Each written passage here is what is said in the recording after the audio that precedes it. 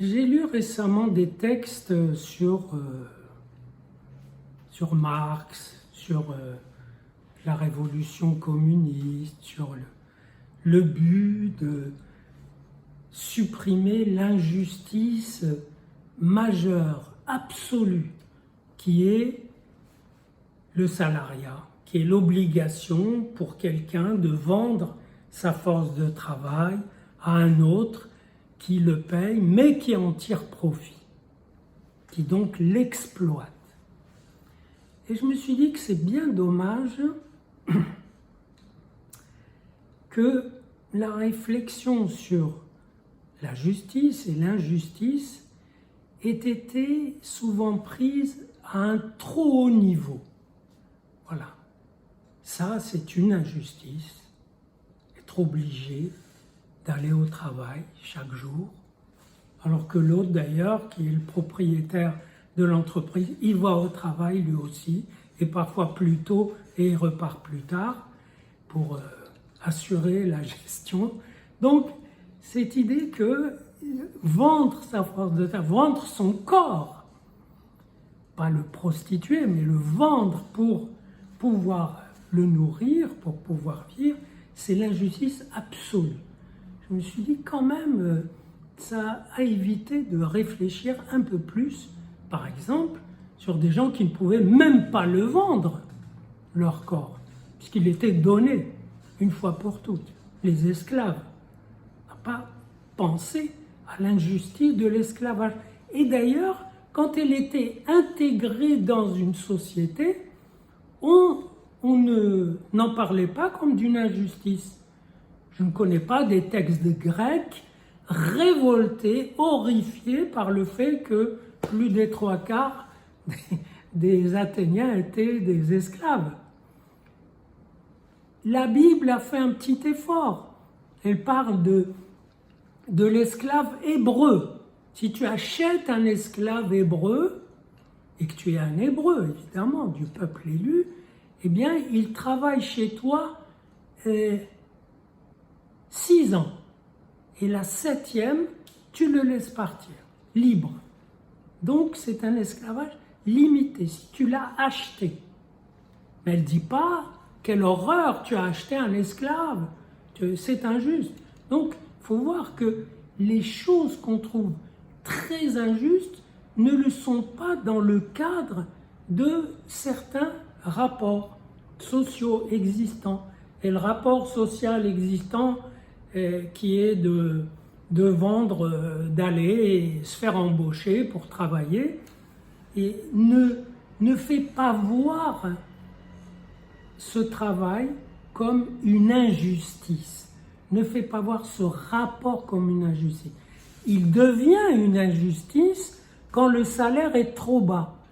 Et à ce sujet, les travailleurs de tout temps se sont battus et ont fini par avoir gain de cause, et c'est une lutte toujours continue, puisqu'il faut, ça ne se règle pas une fois pour toutes. Et c'est curieux que, donc, cherchant à régler la question de l'injustice, on se soit abstrait presque entièrement de l'injustice immédiate qui est l'abus dans le cadre d'un accord. L'abus, par exemple dans le cadre du travail, le harcèlement, le viol, l'exploitation particulière des femmes, ou bien le rapport colonial dans lequel le prédateur vient, prend tout, et puis donne des miettes aux autres. C'est-à-dire des rapports de force qui introduisent un cadre dans lequel l'abus est presque immédiat. Et ce n'est pas toujours le cas, mais c'est souvent le cas. Prenez le cadre de la justice, l'institution juridique. Voilà, il y a des individus qui ont commis des crimes, des délits ou des crimes même importants. Ils sont jugés. imaginez qu'il y ait une erreur de jugement et qu'ils purgent une peine pendant des dizaines d'années et qu'on reconnaît ensuite qu'ils étaient innocents. C'est l'injustice absolue. Eh bien, pour moi, c'est plutôt ça le modèle de l'injustice.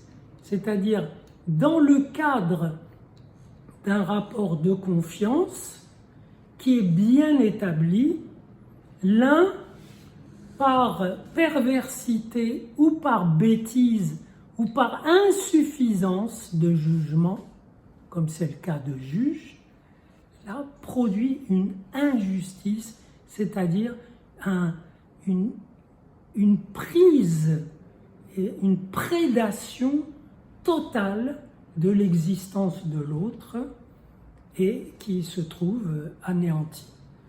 Je trouve ces choses-là, ces injustices, beaucoup plus fortes que lorsqu'on invoque les inégalités. Voilà, il y a l'inégalité entre l'Europe et l'Afrique. Eh bien oui, elles n'ont pas la même histoire. L'inégalité entre deux individus, voilà, ils habitent la même rue et l'un n'a pas fait d'études, l'autre en a fait, alors qu'au départ, leurs parents étaient plutôt proches et pas de couches sociales très différentes. Ben voilà, et l'un s'est accroché, l'autre pas. Ou bien l'un a décroché puis s'est ensuite rattrapé, et ainsi de suite.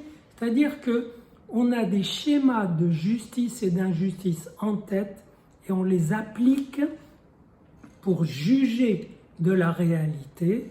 Et en réalité, au lieu de réfléchir sur l'injustice qui est partout, qui sillonne partout l'espace social, on règle ces problèmes avec son idéal de justice, où tous les gens seraient égaux, où tout le monde travaillerait dans le même sens, serait sous le signe de la même idée, peut-être de la même religion, du même Dieu, etc.